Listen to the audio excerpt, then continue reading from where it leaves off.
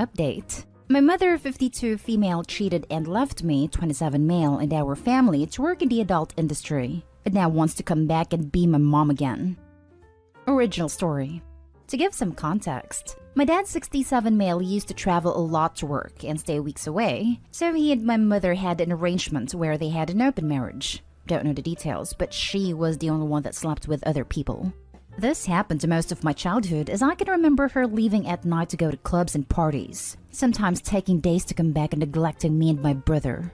I learned how to get groceries and cook when I was 8, so me and my brother would not starve. When I was around 13, my parents started fighting. Since apparently she had broken the deal in some way, my dad found out about the neglect and she started going into the adult industry. They separated, and for years I had no contact with my mother. I sent her texts and emails, some that even popped up as she had seen it, but she never replied. So one day I just gave up trying to contact her.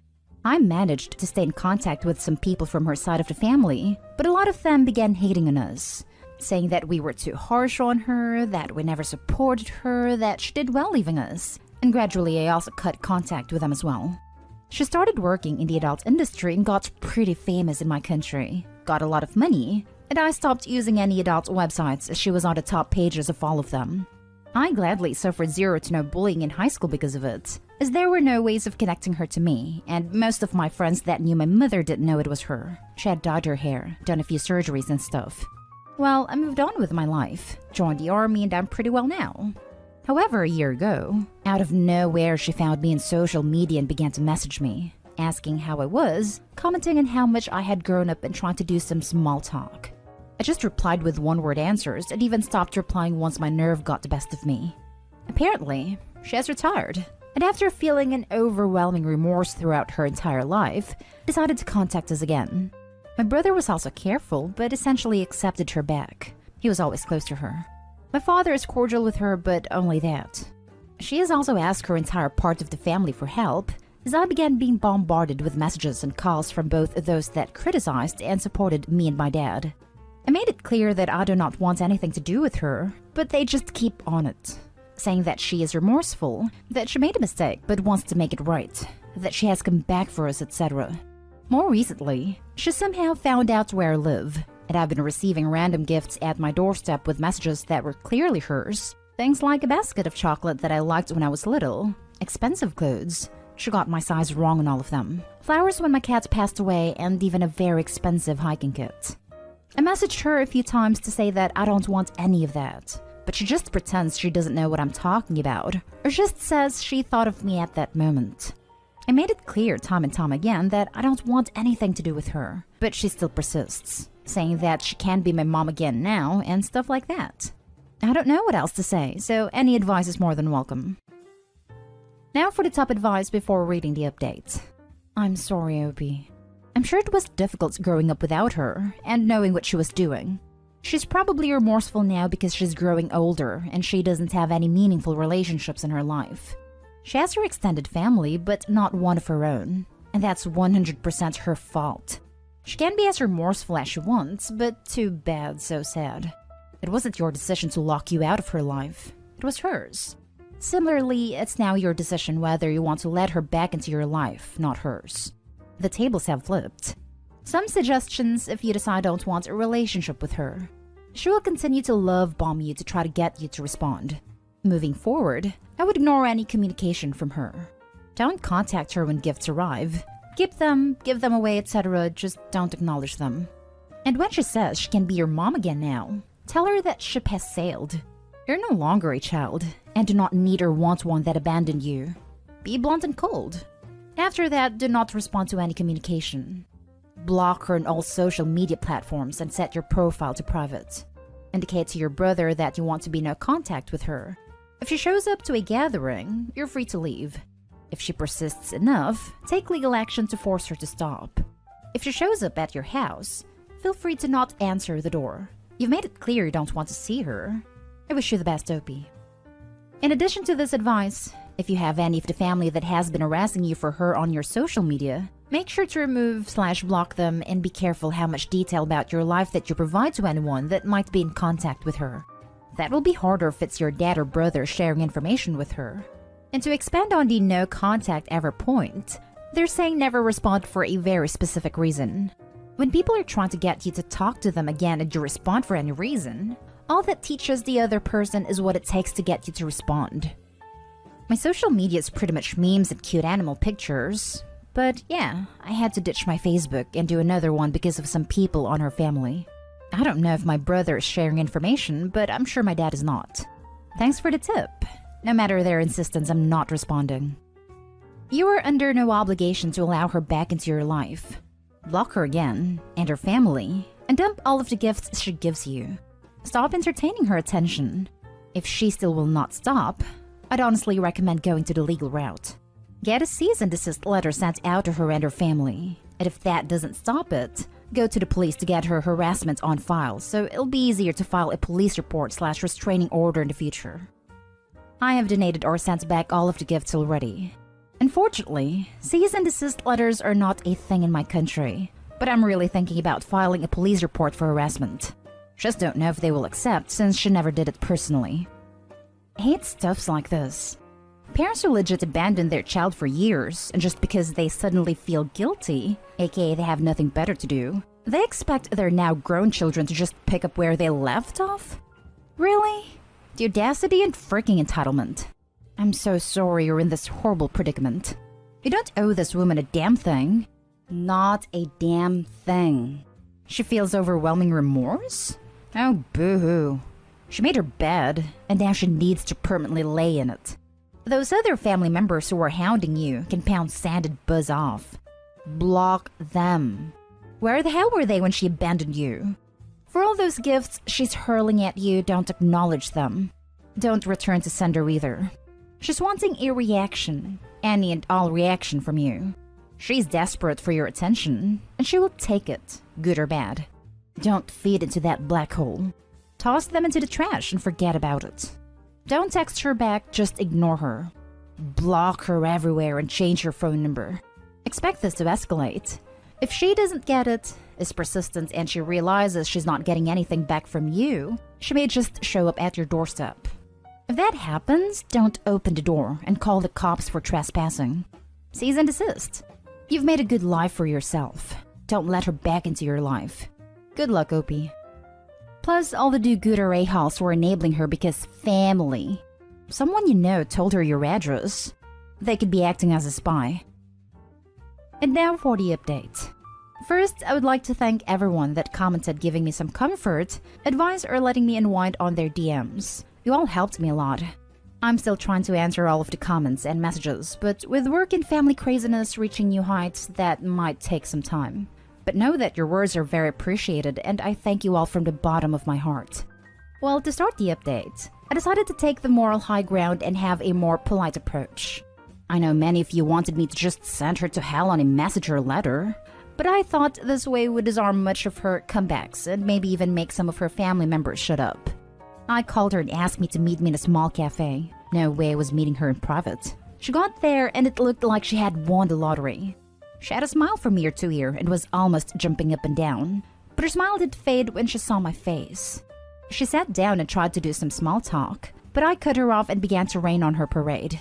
With all of the calm and patience I could gather, I told her that no matter what she does or says, there would be no way for her to be my mom again.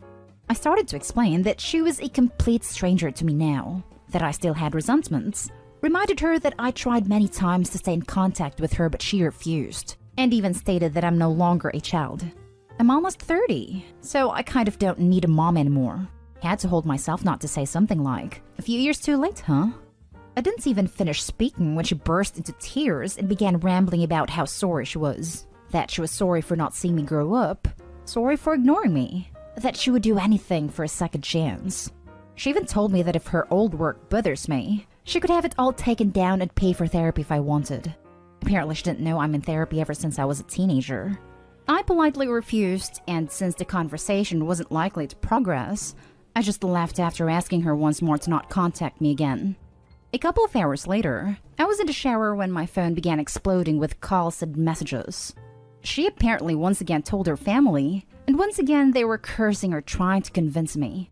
That showed me that some of the more radical comments on my last post were somewhat right, and I decided to follow some of their advice. I swapped my phone number, Also got a much better phone plan. Cleaned my social media of any family members from her side, and told my lawyer to go forward with a restraining order. Thanks to the last post, I had it ready to go. Thanks again, everyone. She received the order a couple of days ago, and immediately broke it by driving straight to my house to scream why I was doing that. I didn't come out and call the cops. Thankfully, they saw the restraining order and took her to the station for questioning. I was afraid they would ignore it or something, but I'm glad I was wrong. I'm now stuck here. Not sure whether what I did was 100% right, but at least I'm having some semblance of peace this last few days.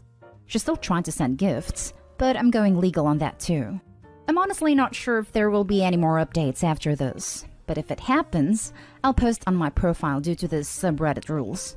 But once again, thanks everyone. Thanks for sharing. Good luck with it all.